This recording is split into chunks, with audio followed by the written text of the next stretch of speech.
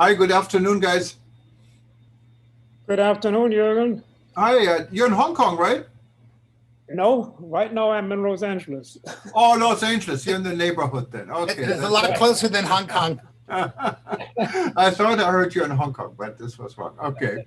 No, but I was going to, but not right now. Okay. Okay.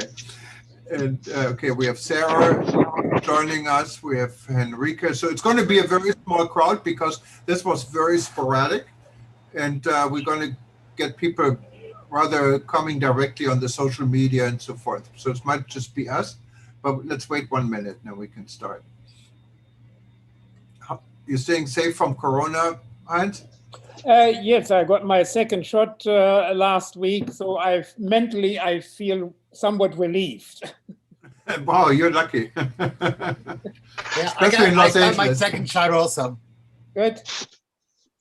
That's good. Yeah.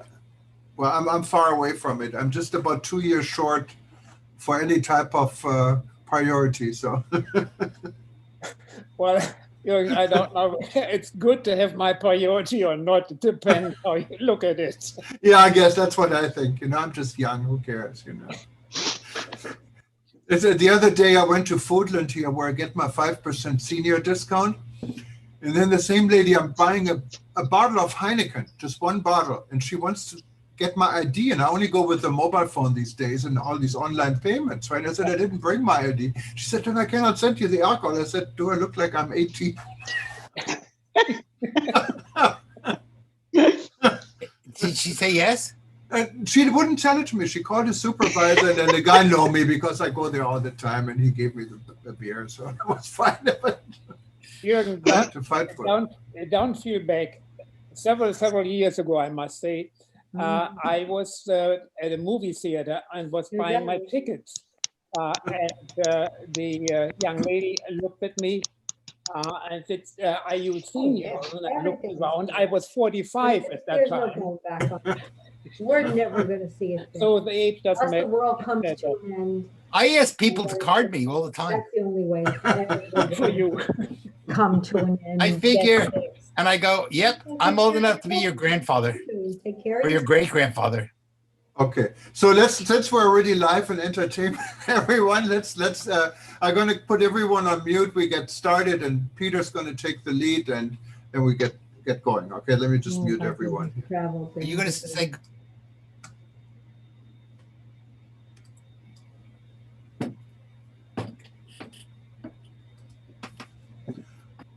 Aloha and good afternoon. My name is Jürgen Steinmetz, joining you from Livestream.travel and eTurbo News in Honolulu. And today we're going to do our daily news a little bit different because we're live. Only a few people are actually joining us, I see, live on ETN, but I see a lot more already coming in through Facebook and directly through our website. So we're going to try this today, and if it works, we're going to try to see if we can do our daily news live.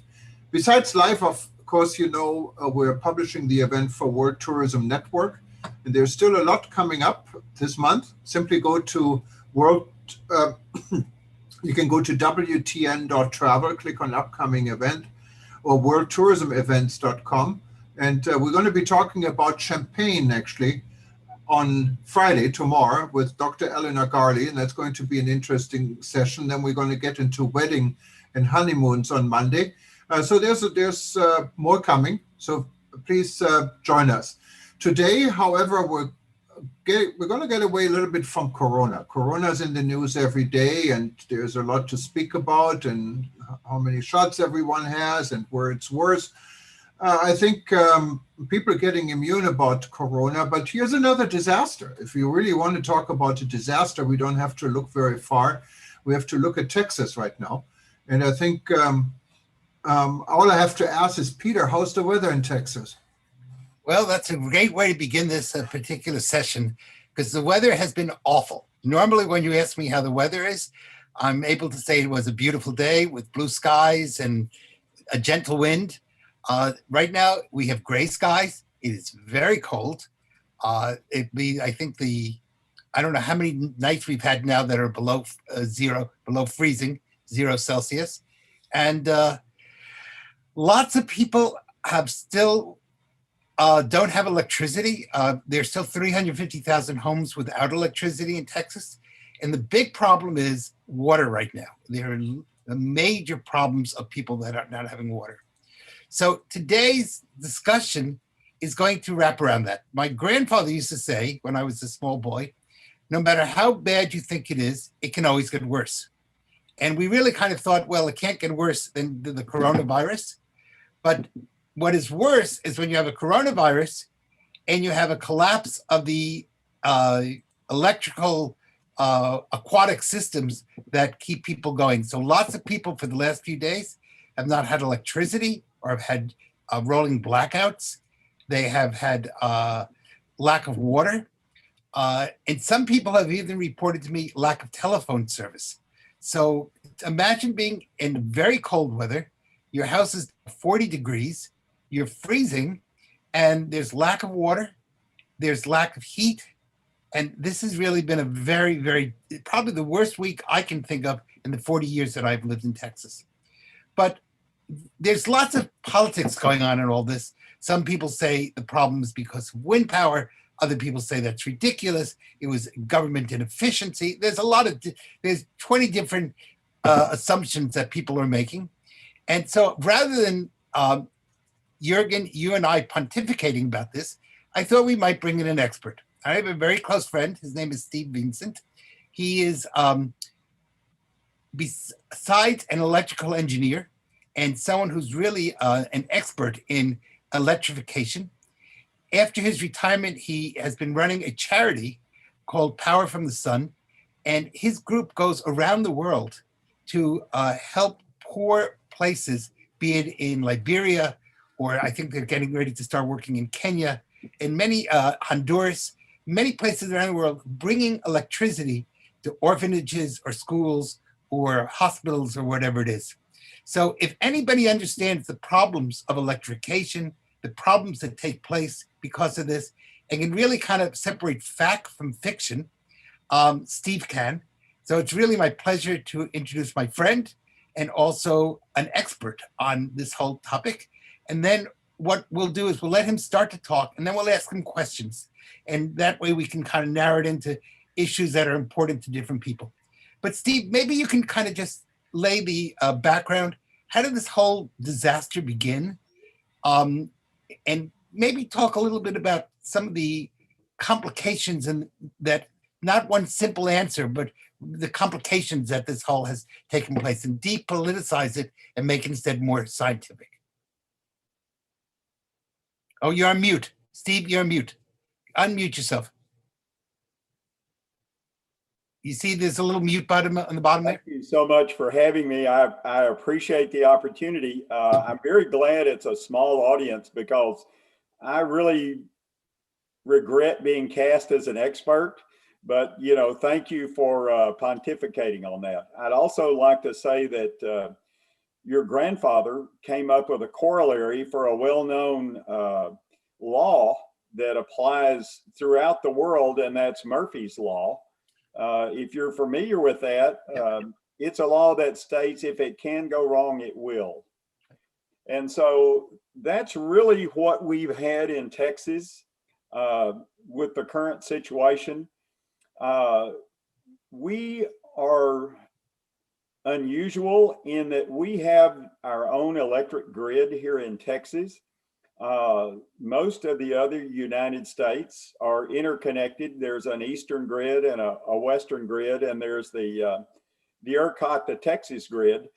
That may sound a little bit unusual, but you have to remember that Texas is 800 miles from top to bottom, and that's about 1,300 kilometers, or 800 miles east to west, again, 1,300 kilometers. So we're very large in size. We have very diverse climate. We have coastal regions, tropical regions, and then we have some that see snow for many times during the year. So it's a difficult process to predict the weather.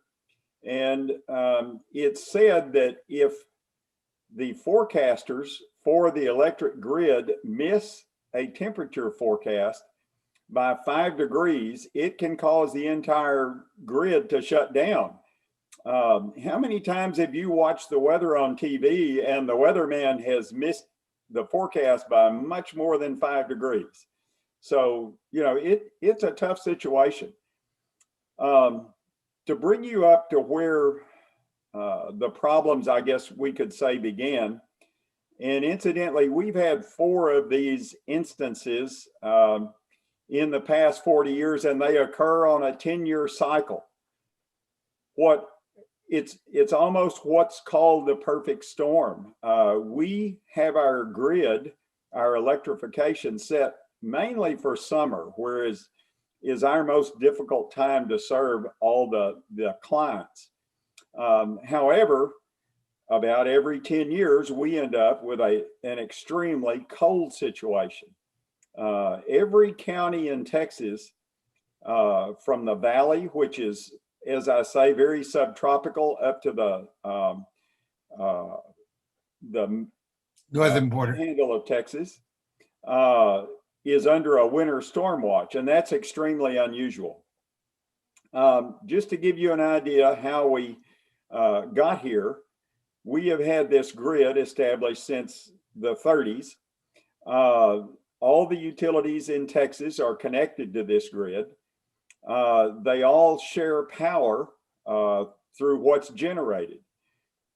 One of the things that occurred in the 80s was everyone really wanted to have nuclear power plants. That was a wonderful thing and going to be clean energy and save us all. As you know, Europe continued to develop the nuclear power plants. We began developing those plants, but because of 3 Mile Island, there were some just extremely difficult situations put on the construction of that type of power. And so we just basically in the United States, I don't think after the 2 were put online here in Texas, I'm not sure there was but 1 more United States nuclear power plant put online. Of course, we have an abundance of natural gas, which is a very clean fuel. We also have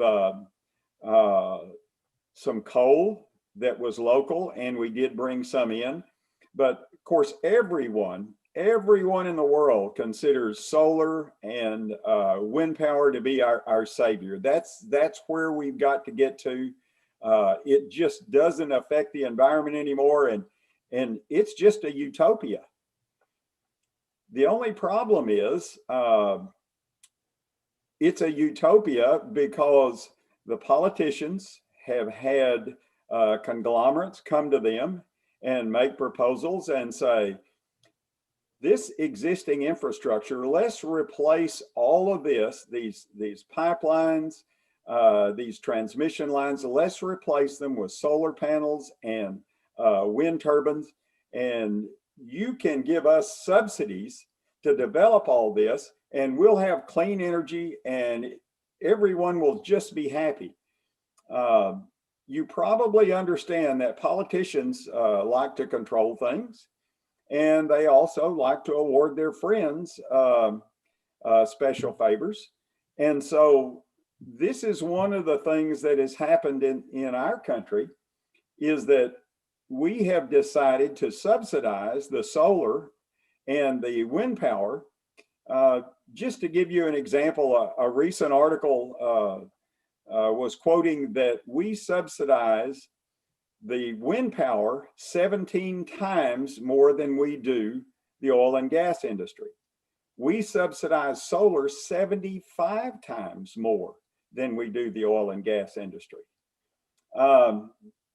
And so what ends up happening is companies take that money, they build those solar power facilities, they build wind turbines, they put them online, and at times they can sell electricity cheaper than what you can buy it through natural gas, even though we have natural gas in the area.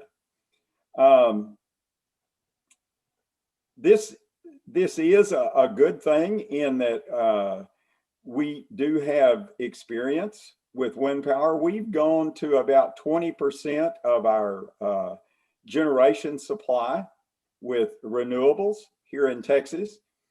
And that really works well, except when it doesn't work well. And this was one of these situations. We had extremely cold weather with this, and it was coming at night. And so actually the wind turbines and solar were designed to add about 20% to our power supply. The night the problem happened, the wind went to 4 miles an hour. And so there was just no wind turbines that were able to help us with our generation supply. Of course, it was at night, so there was no solar. So we go to very, very cold temperatures, and now we're relying on natural gas, which it takes a few hours to bring a gas plant up online where they can actually be supplying power. In cold weather, you have a problem that the gas lines can freeze, the wells can freeze. If you want to step up your nuclear plant, you have to be very careful that the cooling water is available, because you don't want a nuclear plant that you can't cool the nuclear facility down, or you'll end up melting the plant to the middle of the earth. And so the water inlets at these two plants begin to freeze. Can these things be prevented? Absolutely. All it costs is money. It's kind of like life insurance. How much life insurance do you really need? And how much insurance do you really need here in Texas? Do you need to make sure that you can keep your grid going down to 0 degrees, or is 10 degrees acceptable? And what it comes down to is, are the people willing to pay those prices for the additional funds? So one of the things that's been questioned is, and maybe you could just put this into very simple layman's language. People said, well, when it went down, why wasn't there a backup plan? And I know you started to speak about that, but could you kind of, answer that first question? Was there a backup plan? Is there a backup plan, or is that an impossibility?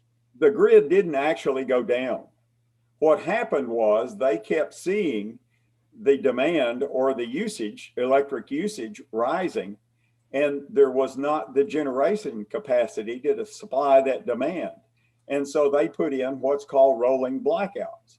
The intent is to move those around, and people would be off, say, 15 minutes, and then maybe that wouldn't occur again for 5 or 6 hours.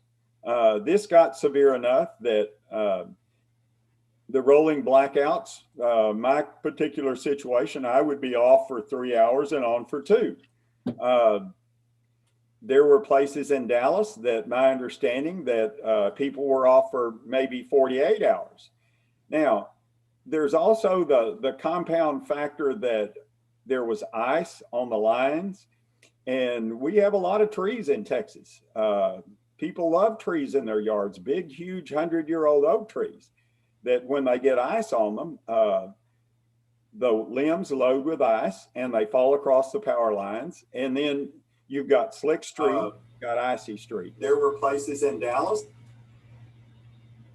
And so we have a number of people that were actually out of power not because of the generation shortfall, but more because of line damage, and that has to be repaired. So the other question people are talking about is, was this lack of foresight on the part of politicians, or is this simply that wind power, we're not ready to try to use these types of powers? We really would be better off with natural gas, and maybe someday wind power will be there, but we just don't have the technology yet? Or should the politicians have foreseen this? So obviously we're both in Texas, and there's a big blame game now that's going on. Everybody's blaming everybody. And so if we can kind of separate the blame game from some of the real facts, if it's possible. Well, and And you have to look from a practical standpoint about, remember the quote that I gave that we subsidize solar power by 75 times more than natural gas? When we mean And, so subsidized, we mean the government is giving money to maintain. Yes, I think the figure was in the past decade, we've given $80 billion to the solar industry. In Texas alone, we've given $1.5 billion to the solar and wind facilities. So you're creating an artificial market, and Texas is different than other states in that our generation is deregulated, which means if you want to come build a power plant and sell power into our grid, you're welcome to do this. And then you will submit what your costs would be, and people will decide whether to buy your power or not. This has us to the point that my most recent bill was 9 cents per kilowatt hour. If you look at France, they're somewhere around 22 cents per kilowatt hour. Wow. We have very economical power here. That's one of the reasons for our, great growth here in Texas. The economy, I think we're the 12th largest economy in the world, if you just consider Texas. Part of it is because of the reasonable energy prices. Is that the way to go in the future? If you want to go to straight science, are you all familiar with the principle of conservation of energy? I think it would be good for people to, if you kind of explain things along the way. So if you don't mind. The conservation of energy means that if you're going to convert from one form of energy to another, what you end up with is never the same amount of energy as you started out with. Where does that energy go? It goes to heat energy. Let me give you an example. When you put gasoline in your car and you start the engine, you're trying to convert a chemical energy in gasoline to a mechanical energy to make your car roll down the road. Well, if you run that car for 50 miles, 50 kilometers, and you put your hand on the engine, it's going to be hot. The problem is when you do that conversion, you never get as much energy out as you put in. Now, it does balance out in that all that's lost turns into heat energy. And I'll give you one more example. A light bulb. We power the old style, the incandescent, the one with the filament inside light bulb with electricity, and we turn that into light energy. Well, if you have that bulb on for an hour and you touch it, it's going to be hot enough to burn your hands.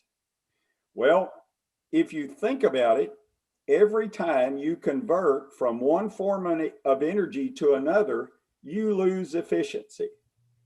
To give you an example, one of the things we're just really excited about in the world is let's have electric cars because they're clean. Well, we're going to take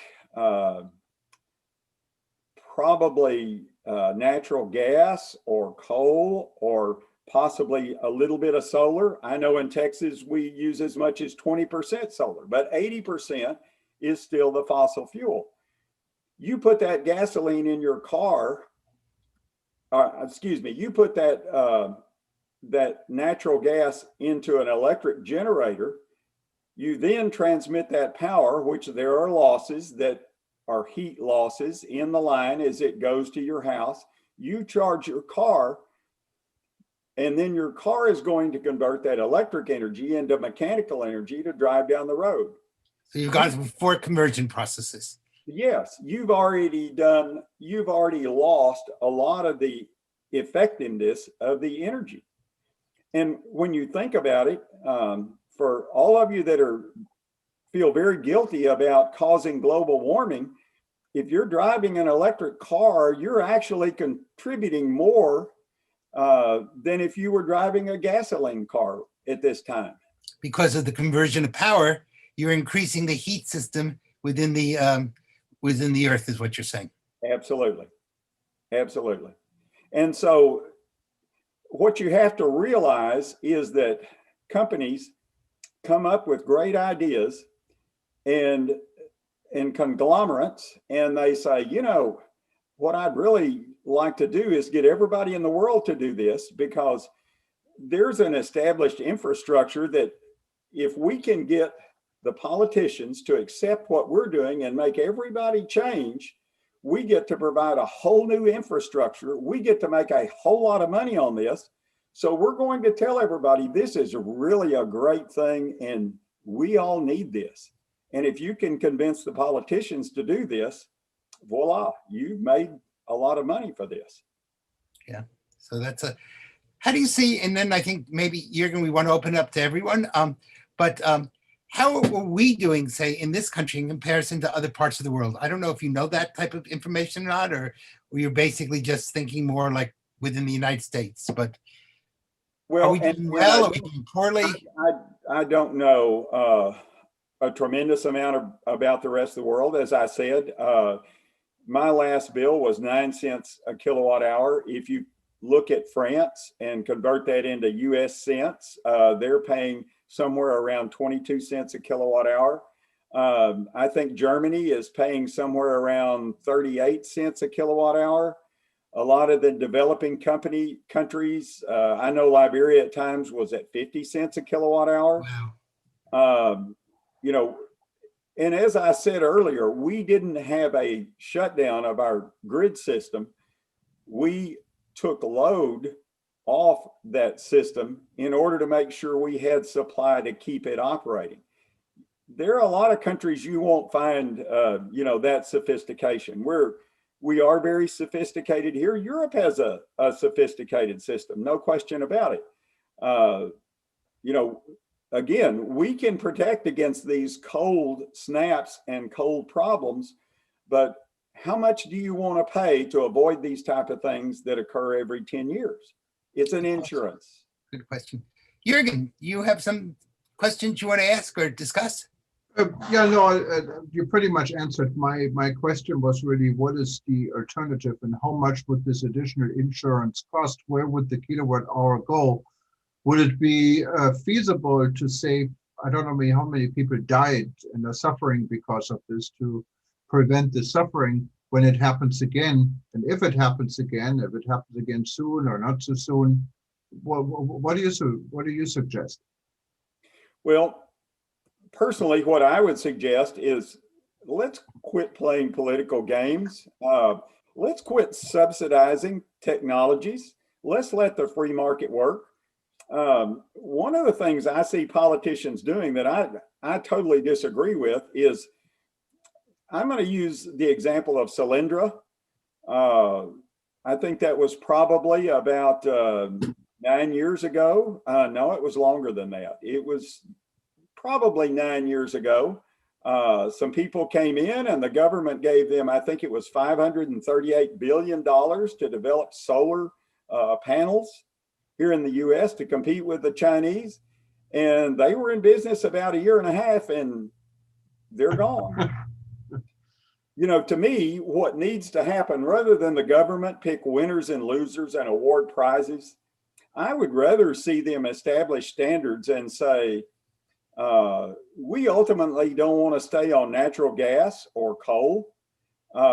We would like for someone to develop an alternate technology that could be just as effective, reliable, and as cost as effective and safe.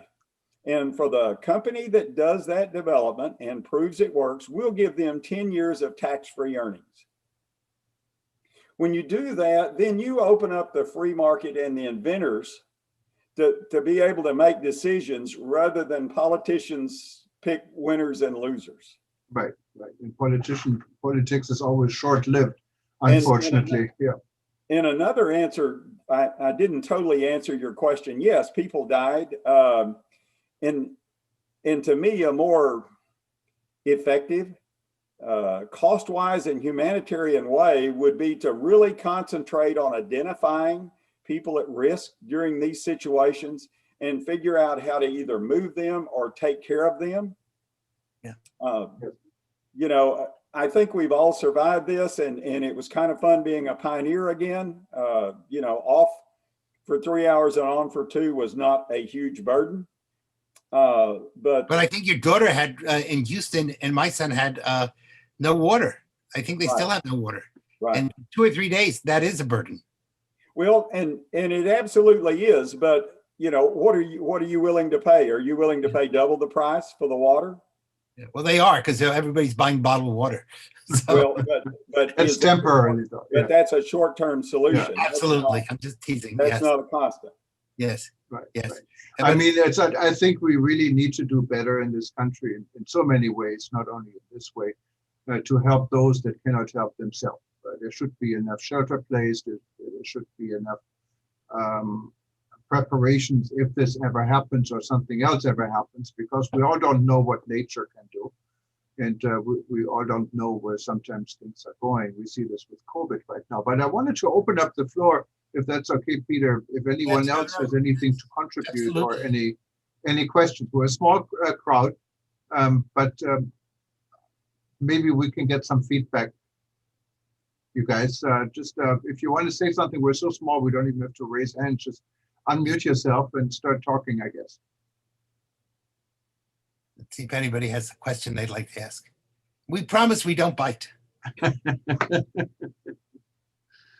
Well, if no one has a question, then I think, you know, one of the things, Jürgen, you brought up something, which is how we do better as far as taking care of people.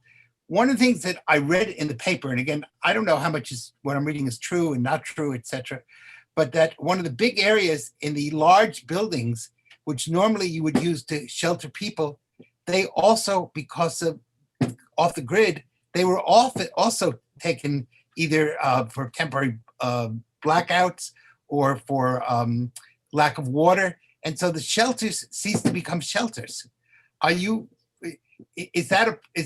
Is there a way that we can make sure that these large buildings that we use as shelters do get electricity even when other people are losing, or is that just an impossibility? Or no, you know, during these rolling blackouts, Peter, I believe that you had no blackout whatsoever during. We were blessed. Well, you were located in the right place. Yes. You happened to be on a feeder with a hospital. Yes. The hospitals, the aged care facilities, those are identified by the power suppliers, and they are kept on 24 hours. There's a large effort made. If you have a special breathing condition and you notify the utility beforehand, they will make sure that your feeder is not cut off, or there is some a generator brought to your house to make sure you're taken care of. Now, have we done a perfect job? I shouldn't say we. Have they done a perfect job? Absolutely not. We can always do better, and we always, after these situations, need to reevaluate ourselves and improve what we're doing. But I know Reed Arena, which is Texas A&M's basketball facility, was opened up for people without a warming facility. Yeah. Yes, and I don't have any idea whether that was pre-planned or a spur of the moment situation. That needs to, you know, we need to make sure that we cover in the future is we have these facilities identified, the people are in place to staff those facilities. You know, we just need to do better planning. Yeah. So that's really a political problem. That's not an engineering problem now, but we might call it a political engineering problem of getting information out. For example, I was unaware of the fact that if you were on maybe a respirator or something, that the electric company would keep your electricity going. And I don't know how many people knew that. I certainly didn't know that. Well, I know in the Dallas-Fort Worth area, it was fairly common knowledge. Now that I'm down here with a different power company, I think it's common knowledge, but I'm not certain because I haven't heard it here. Yeah, I've never heard that. So these blackouts are pre-planned when it comes to where they happen? They're Yes, actually what they'll do, for example, they may tell, BTU, Bryan, Texas Utility Company, which serves our electric service in this area, they may tell them, we need you to reduce your system by 10 megawatts. Mhm. And so what they will do, megawatts is a large unit of power, Right. basically. What they will do is they will look at substations, which distribute the power throughout neighborhoods, and they know how many customers they have on those systems and what the electric usage is. And they will begin to shed those loads till they get to 10 megawatts, and they move that shifting around. Like Okay. in my case, it was, off 3 on 2. In Of other 3 hours on 2 hours. Right. In other cases, I heard people out 24, 48 hours. But again, I don't know that situation. It may be that there was a physical damage to that system, and they had to, get crews out there and do a lot of work in order to get that particular person on. Individual stories are different than, Sure. the situation as a whole. And really, if you think about there's a pre-planned disaster plan in place. Why did people have to die? You can apparently you can share these resources, and that's why these plans are put in place. And how did people die, and so many? Well, it's always an interesting question. How many of those people actually died as a result of a lack of heating, and how many people normally died during any period of time? Again, we have a news media, this is my opinion, a news media that makes money by making people want to listen, by making the stories as horrific as possible. And so, it's very difficult to keep everyone alive forever. And so I'm not making light of the fact that people died, but what I'm saying is we need to step back and look and really evaluate how many people died because of the rolling blackouts, which was off 3 on 2. Were there people that in their own front yard, a tree took down the power line and the crews had to get out after working 48 hours and get on an icy road and no sleep and come out there and get that tree off, but they were 2 hours late for that person? Those type of things need to be evaluated before we really overreact. I mean, I live on the island of Oahu, and I used to live on our remote North Shore, where blackouts was constant, a deal of. I mean, it was routine. It happened in the winter, literally every other week. I mean, we had a blackout for a few hours. Sometimes it can happen even for a day or two or more. But almost everyone I know who lived on the North Shore had a generator. Yeah. And there are also generators in their shelters with generators. Of course, we don't have the snow problem here in Hawaii. It's always nice and warm. You can go outside and sleep on the beach. But there was, if someone needed electricity, there was electricity, even if there was a downtime. Couldn't the same system be arranged in Texas? Well, absolutely. Anyone in Texas that wants to buy a generator and put one at his house is welcome to do that. It just so happens that, Peter, how many times does your electricity go off during a year? Once or twice. How long is it off? About 5 minutes. And, I suspect Peter feels like it's probably not worth $3,000 to go buy a generator. Right. To cover that. Again, that's that insurance policy. You have to look at the conditions that you live under and what is the cost and what is the worth for making the situation better. And $3,000 means a lot to a poor family. Yeah. It's a huge amount of money. So I think, this was a really special situation because we had incredibly cold, which we normally don't have.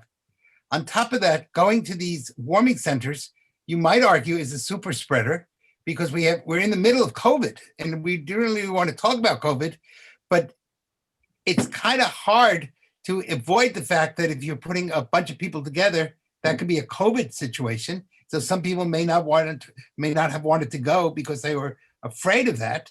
And then you have these rolling blackouts, which in Steve's case were 2 hours off, 3 hours, 2 hours of no electricity, 3 hours of electricity, I guess was.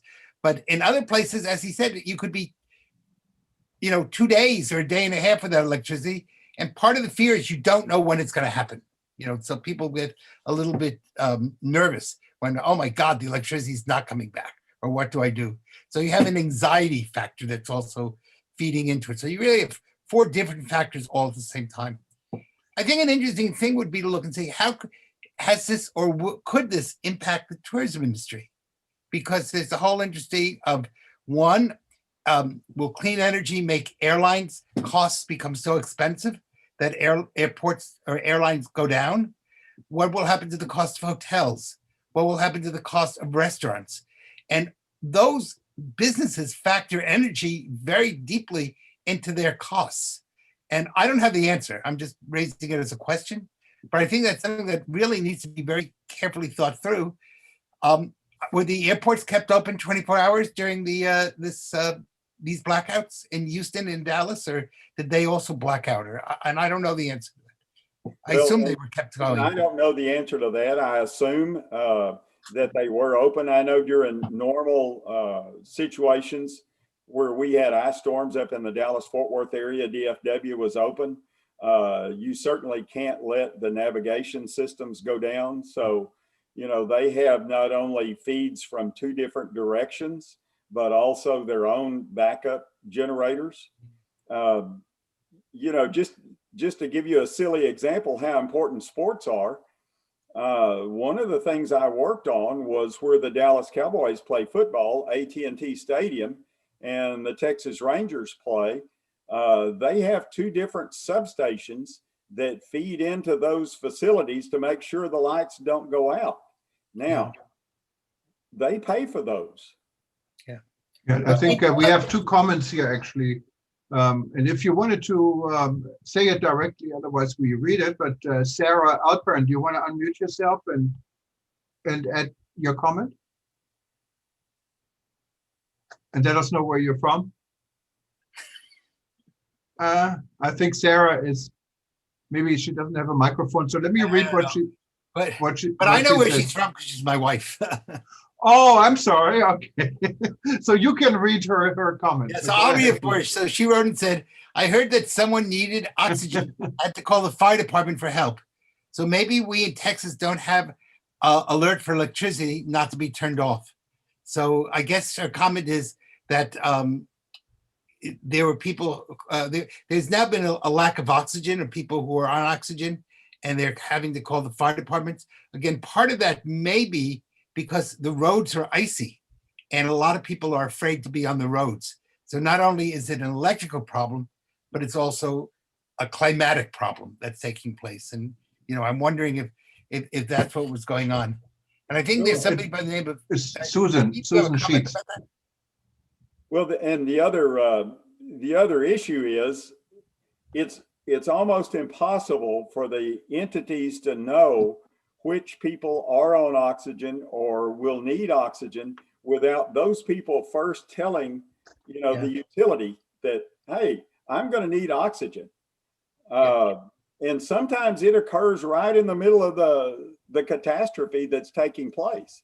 And so, the utility would have no way of knowing unless someone contacts them with that information. I think in this part of Texas, at least, most of us did not know that you could contact the utility about that. At least none of my neighbors knew that, and I certainly didn't know it. Well, that's poor communication on the government's part to not let people know that. I think Susan Sheets had a similar comment along these lines. Susan, go ahead. I see you. Well, I missed the opening of this, but I have friends in Austin. The problem was they don't have water, and they haven't had water. This is the 4th day. And you think that that's fine. Well, when you're freezing cold and you can't flush toilets and you can't wash it, you can't cook often without water. It's a really difficult situation. Well, it certainly is, and I am certainly not a water expert. I've dealt a lot more in electricity, but one of the things that happens, people turn on their faucets and let the water drip so that the lines don't freeze. Right. When you do that, that releases the pressure off the pipes. So the water doesn't flow in those pipes anymore, because in order to get into your house, Houston's a different story, but most places use water towers. They will pump water up into those large tanks that are above ground, probably 100 feet in the air, and then through gravity, it flows out of those into the pipes. Well, if you end up in areas that it has to climb a small hill, and you release the pressure off of it by everybody having their faucets open, you don't get water flow. So what you end up with, this is my opinion, and I've seen it in Africa. I have no reason to believe it's not the same here. It's almost impossible to have a sealed water system where there are no leaks whatsoever.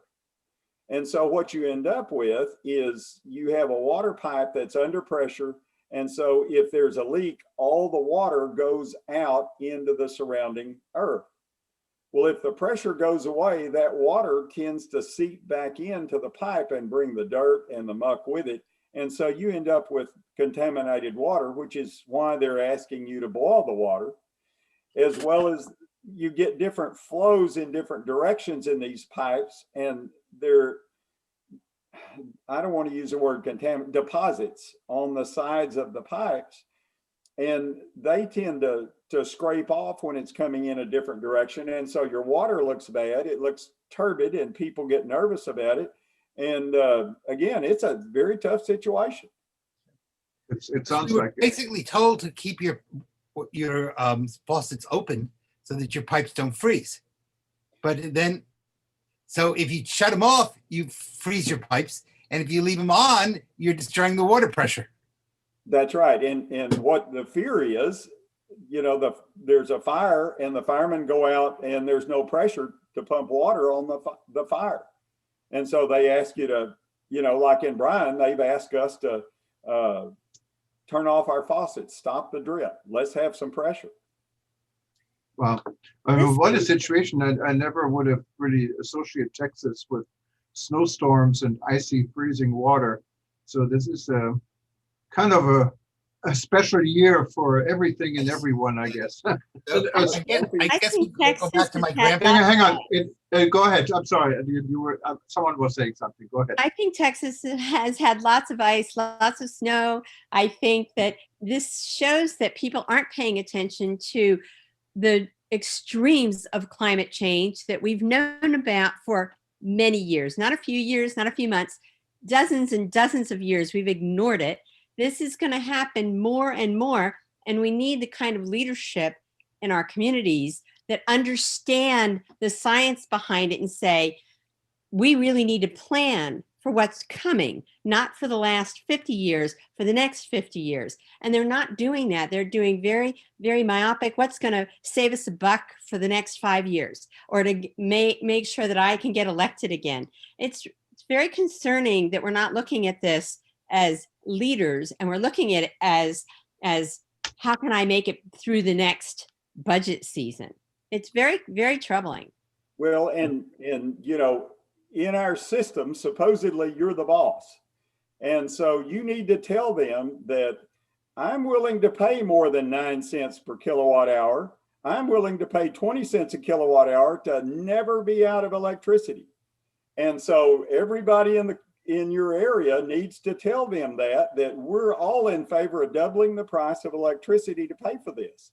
And it doesn't necessarily double the price. You need smarter people making the buying decisions. There are lots of people out there in very cold environments that have, stable electricity and water.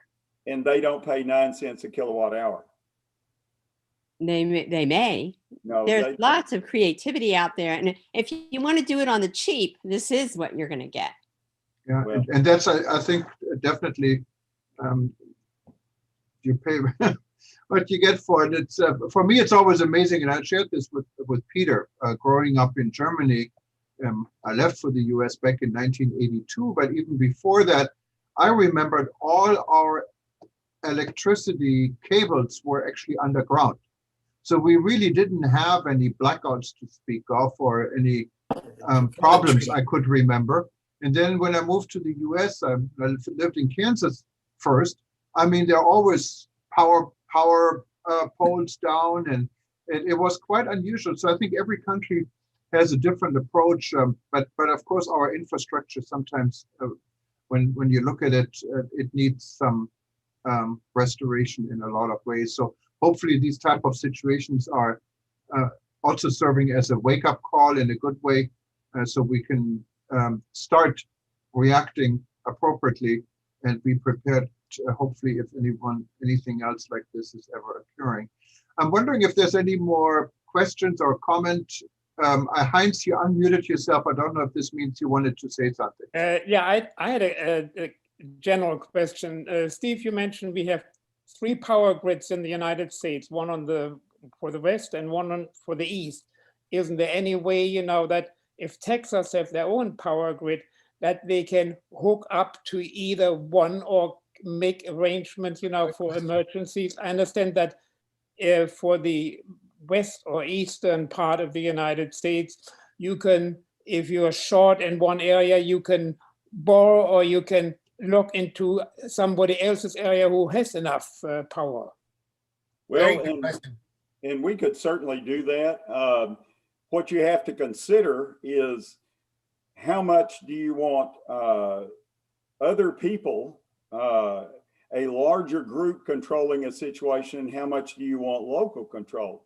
For example, the Eastern grid, at least in my lifetime, has been totally down 3 times that I know of. The ERCOT grid in Texas has never been totally down. We're looking at the same problems in California, and the California problems have affected Oregon and Nevada and things like that. So far, we have not chosen to give up that local control and feel like that we would be better off connected to the East or the Western grid, since they have both been totally down, and we've not had that problem. Steve, I think what Heinz is referring to is not to be part of the Eastern grid or the Western grid, but it's saying a temporary emergency for this week. Could we have borrowed electricity from the Eastern grid or the Western grid? So because of the politics, you're not allowed to do that. You're either all in or all out. I see. So you don't have, so that's a federal government position.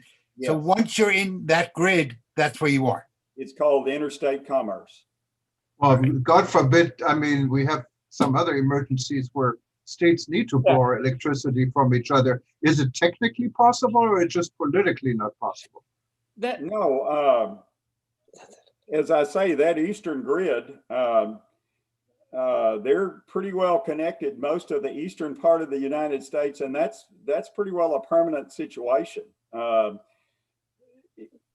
But I remember, I think it was Boston had a problem, Boston Edison, maybe 3 years ago, and they were out as far as Cincinnati and Illinois when they had one of their problems. Is this the connection system and the management of that system is extremely complicated. The relaying systems, and when you lose a piece of equipment,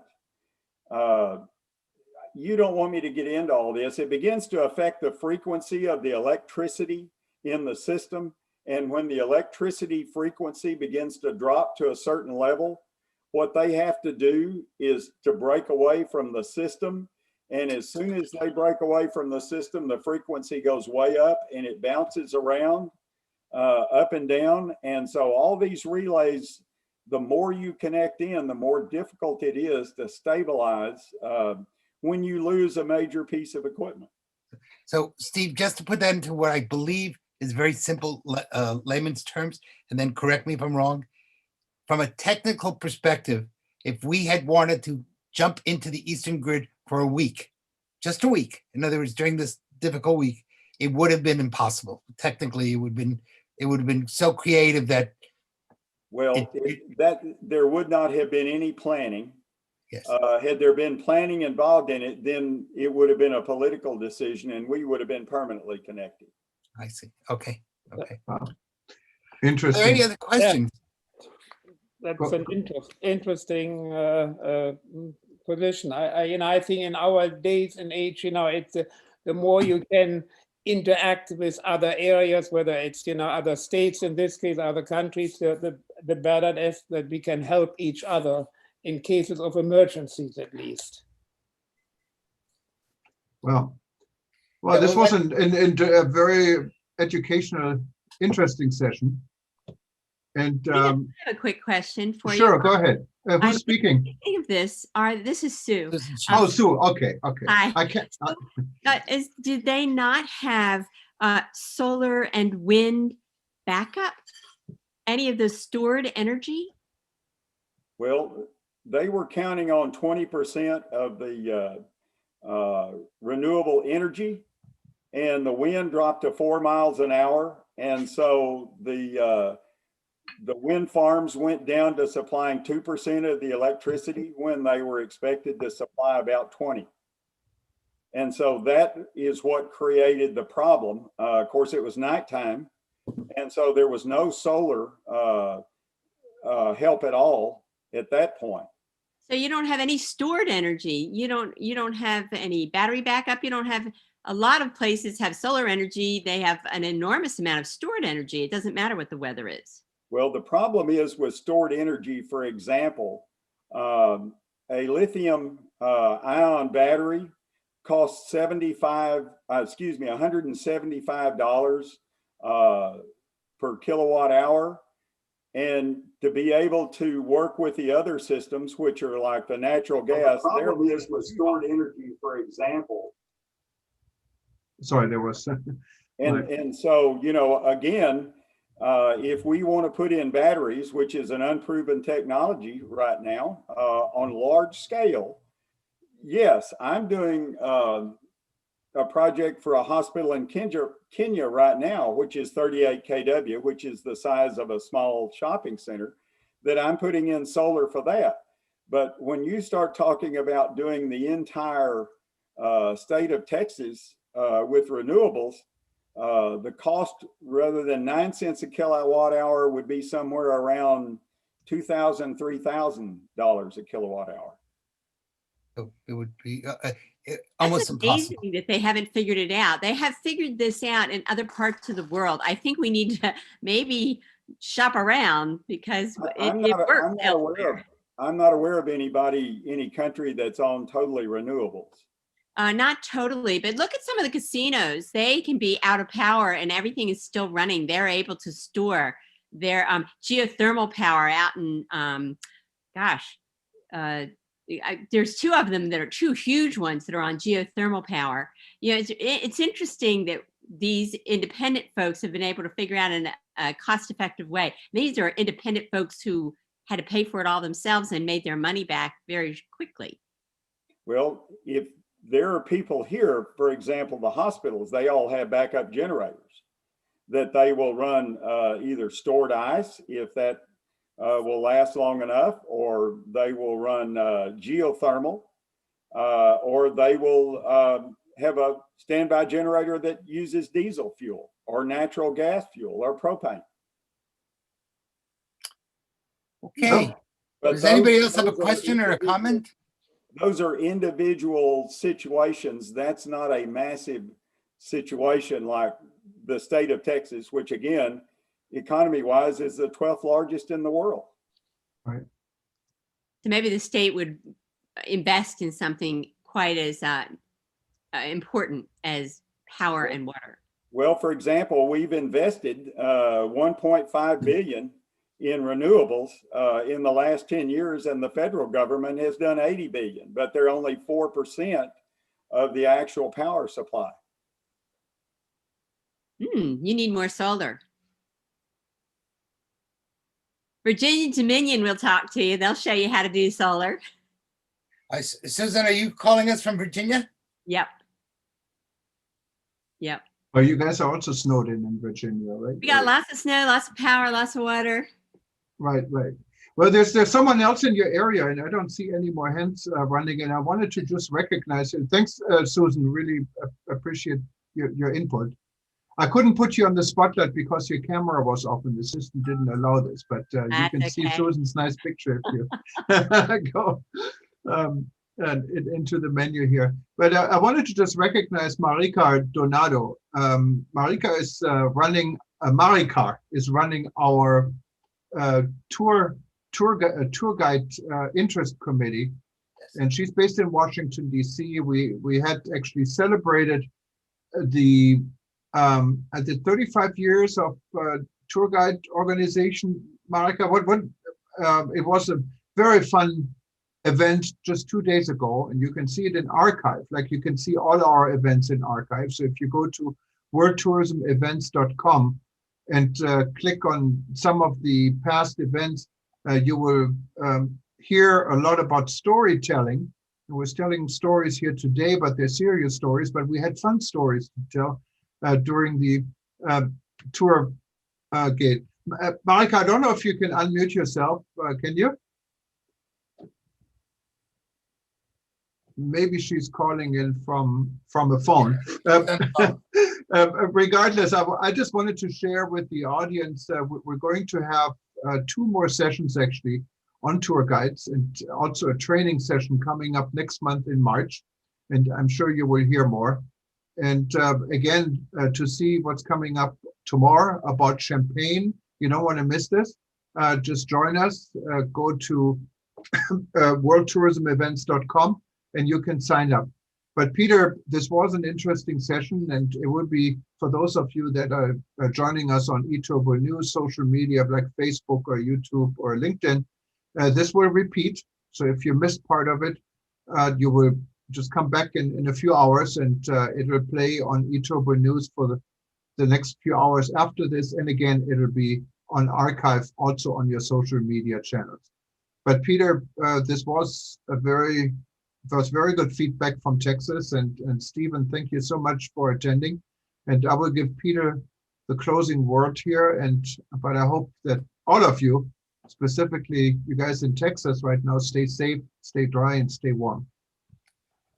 Well, first of all, we want to thank you, Jürgen. I certainly want to thank my good friend Steve Vincent for spending time with us today and sharing some of his vast knowledge. And he was very humble in saying he wasn't an expert, but I think all of us, having listened to him, would certainly think that is a very valid word for many of us who know very minimal amount other than what we read in the newspaper about all the issues dealing with electrification, heat, the cost of heat, the fact that is the electric cars may actually be adding to global warming and not taking away from it.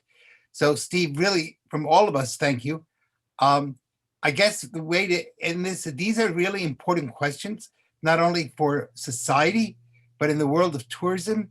It's going to impact tremendously what type of tourism industry will exist post-COVID. So this week certainly proved not only Murphy's Law, but also my grandfather's law, that no matter how bad things are, they can always get worse. And we kind of proved that this week. But on the other hand, that means that next week there's hope, because we're expecting the sun to come back, the snow will melt, we will have true solar power, meaning sunlight, and it should go up to about 60 degrees, which is more normal winter weather here.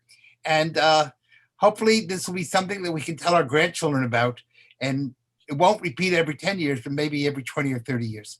So I want to thank everybody for listening. Thank you. I hope you learned something, and understand what happens here can happen any place else in the world. So thank you.